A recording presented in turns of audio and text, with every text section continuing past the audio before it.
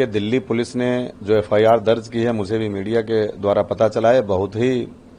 अशोभनीय और निंदनीय है कि किसी व्यक्ति ने एक बहादुर जाबाज की पत्नी को ऊपर ऐसा कोई कमेंट्स किया है। और मुझे अपने देश की कानून व्यवस्था पे पूरा भरोसा है कि न्याय मिलेगा और मैं इसे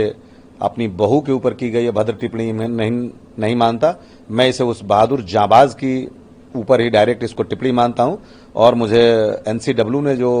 एक्नॉलेज किया है और दिल्ली पुलिस ने जो एफआईआर दर्ज की है, तो निश्चित रूप से न्याय मिलेगा और मैं उस दिन का इंतजार करूंगा कि न्याय मिले और ऐसे किसी भी शहीद के साथ या किसी भी व्यक्ति के साथ कोई अभद्र टिप्पणी इन फ्यूचर में कोई ना करे। देखिए, मुझे दुख इस बात का हो रहा है कि ये एक बड़ा व्यापक मौजू है जिस पे बात चल रही है। ये बात लोग पैसों तक सीमित कर रहे हैं, मीडिया काट करके छांट करके और अपने टीआरपी के लिए चला रही है। मैं इसका खंडन करना चाहूंगा कि ये शोभा नहीं देगा। स्वतंत्र पत्रकारिता और निष्पक्ष, क्योंकि डेमोक्रेसी के चौथे पिलर है मीडिया, तो इसको बिल्कुल चीजों का तथ्यात्मक विश्लेषण करना चाहिए। और निश्चित रूप से इतना बड़ा इशू है कि आज हमारे पास सुबह से कम न जाने कितने फोन आ गए कि जो लोग हमसे भी ज्यादा पीड़ित हैं लेकिन वो अपनी बात को नहीं कह पाए, तो वो निश्चित रूप से ये उनकी आवाज है और ये बड़ा ज्वलंत मुद्दा है एनओके का और उसके बाद सम्मान का। ये लड़ाई केवल सम्मान की है, ये लड़ाई कहीं पैसे तक सीमित नहीं है। और एक मीडिया में देख रहा था, लल्लन टॉप के यहाँ चल रहा है, सोनल पटेरिया जी हैं जिन्होंने काट करके सिर्फ इतना चलाया है न जाने कहां से कि हम अपने छोटे बेटे के साथ उनकी शादी करना चाहते हैं। मैंने 20 तारीख को जब उनके पिताजी ने स्वयं इस बात का पहल किया था कि अभी 26 साल की उम्र है, क्या किया जा सकता, तब मैंने ये बात कही थी, ये सजेशन दिया था बीइंग परिवार का मुखिया होने के नाते कि मेरी बहू मेरी बेटी भी है और मेरी बहू भी है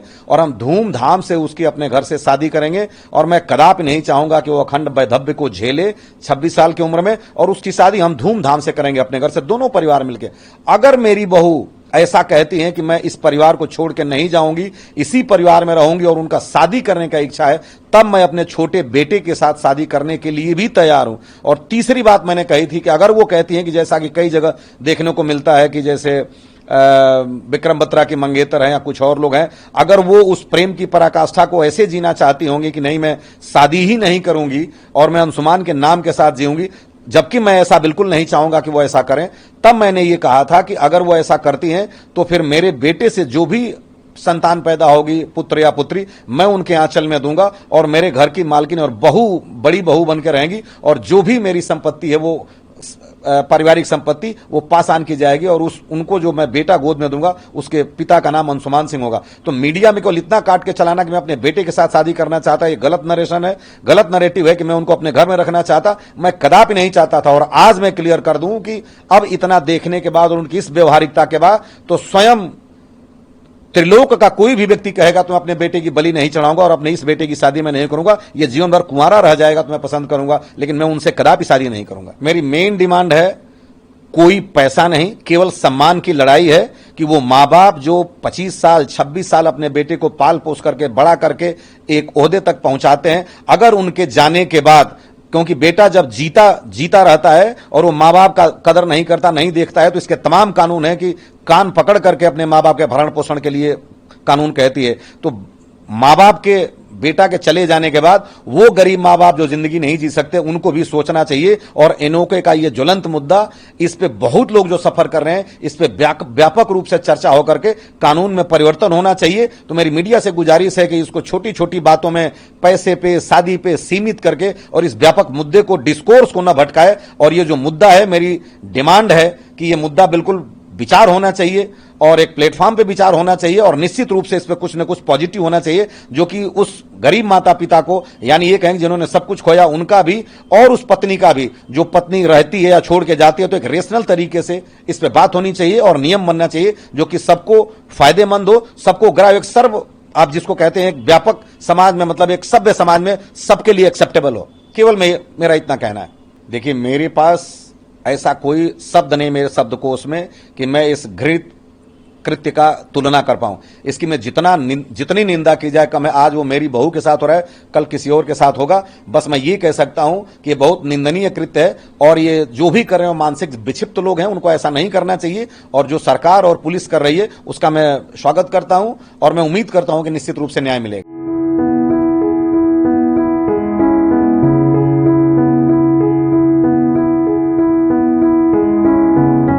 दिल्ली पुलिस ने जो एफआईआर दर्ज की है, मुझे भी मीडिया के द्वारा पता चला है, बहुत ही अशोभनीय और निंदनीय है कि किसी व्यक्ति ने एक बहादुर जाबाज की पत्नी को ऊपर ऐसा कोई कमेंट्स किया है। और मुझे अपने देश की कानून व्यवस्था पर पूरा भरोसा है कि न्याय मिलेगा और मैं इसे अपनी बहू के ऊपर की गई भद्र टिप्पणी में नहीं मानता। मैं इसे उस बहादुर जाबाज की ऊपर ही डायरेक्ट इसको टिप्पणी मानता हूं और मुझे एनसीडब्ल्यू ने जो एक्नॉलेज किया है और दिल्ली पुलिस ने जो एफआईआर दर्ज की है तो निश्चित रूप से न्याय मिलेगा और मैं उस दिन का इंतजार करूंगा कि न्याय मिले और ऐसे किसी भी शहीद के साथ या किसी भी व्यक्ति के साथ कोई अभद्र टिप्पणी इन फ्यूचर में कोई ना करे। देखिए, मुझे दुख इस बात का हो रहा है कि ये एक बड़ा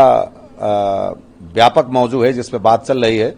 ये बात लोग पैसों तक सीमित कर रहे हैं, मीडिया काट करके छांट करके और अपने टीआरपी के लिए चला रही है। मैं इसका खंडन करना चाहूंगा कि ये शोभा नहीं देगा। स्वतंत्र पत्रकारिता और निष्पक्ष, क्योंकि डेमोक्रेसी के चौथे पिलर है मीडिया, तो इसको बिल्कुल चीजों का तथ्यात्मक विश्लेषण करना चाहिए। और निश्चित रूप से इतना बड़ा इशू है कि आज हमारे पास सुबह से कम न जाने कितने फोन आ गए कि जो लोग हमसे भी ज्यादा पीड़ित हैं लेकिन वो अपनी बात को नहीं कह पाए, तो वो निश्चित रूप से ये उनकी आवाज है और ये बड़ा ज्वलंत मुद्दा है एनओके का और उसके बाद सम्मान का। ये लड़ाई केवल सम्मान की है, ये लड़ाई कहीं पैसे तक सीमित नहीं है। और एक मीडिया में देख रहा था, लल्लन टॉप के यहाँ चल रहा है, सोनल पटेरिया जी हैं जिन्होंने काट करके सिर्फ इतना चलाया है न जाने कहां से कि हम अपने छोटे बेटे के साथ उनकी शादी करना चाहते हैं। मैंने 20 तारीख को जब उनके पिताजी ने स्वयं इस बात का पहल किया था कि अभी 26 साल की उम्र है, क्या किया जा सकता, तब मैंने ये बात कही थी, ये सजेशन दिया था बीइंग परिवार का मुखिया होने के नाते कि मेरी बहू मेरी बेटी भी है और मेरी बहू भी है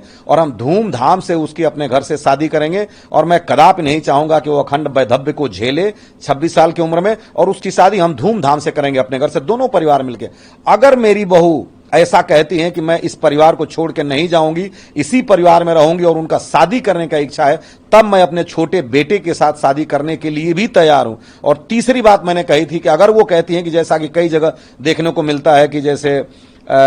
विक्रम बत्रा की मंगेतर हैं या कुछ और लोग हैं, अगर वो उस प्रेम की पराकाष्ठा को ऐसे जीना चाहती होंगी कि नहीं मैं शादी ही नहीं करूंगी और मैं अंशुमान के नाम के साथ जीऊंगी, जबकि मैं ऐसा बिल्कुल नहीं चाहूंगा कि वो ऐसा करें, तब मैंने ये कहा था कि अगर वो ऐसा करती हैं तो फिर मेरे बेटे से जो भी संतान पैदा होगी, पुत्र या पुत्री, मैं उनके आंचल में दूंगा और मेरे घर की मालकिन और बहू बड़ी बहू बनकर रहेंगी और जो भी मेरी संपत्ति है वो पारिवारिक संपत्ति वो पास की जाएगी और उनको जो मैं बेटा गोद में दूंगा उसके पिता का नाम अंशुमान सिंह होगा। तो मीडिया में केवल इतना काट के चलाना कि मैं अपने बेटे के साथ शादी करना चाहता, ये गलत नरेशन है, गलत नरेटिव है कि मैं उनको अपने घर में रखना चाहता, मैं कदापि नहीं चाहता था। और आज मैं क्लियर कर दूं कि अब इतना देखने के बाद और उनकी इस व्यवहारिकता के बाद तो स्वयं त्रिलोक का कोई भी व्यक्ति कहेगा तो मैं अपने बेटे की बलि नहीं चढ़ाऊंगा और अपने इस बेटे की शादी में नहीं करूंगा, ये जीवन भर कुंवारा रह जाएगा तो मैं पसंद करूंगा, लेकिन मैं उनसे कदापि शादी नहीं करूंगा। मेरी मेन डिमांड है कोई पैसा नहीं, केवल सम्मान की लड़ाई है कि वो माँ बाप जो 25 साल 26 साल अपने बेटे को पाल पोस करके बड़ा करके एक ओहदे तक पहुंचाते हैं, अगर उनके जाने के बाद, क्योंकि बेटा जब जीता रहता है और वो माँ बाप का कदर नहीं करता, नहीं देखता है, तो इसके तमाम कानून है कि कान पकड़ करके अपने माँ बाप के भरण पोषण के लिए कानून कहती है। तो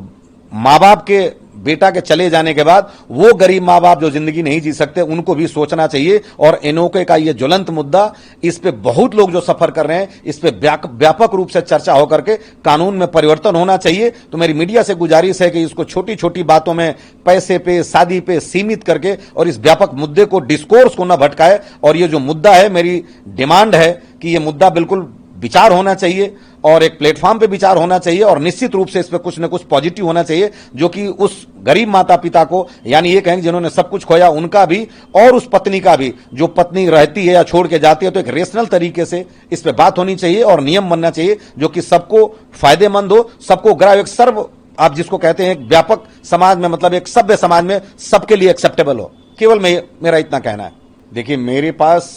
ऐसा कोई शब्द नहीं मेरे शब्दकोश में कि मैं इस घृणित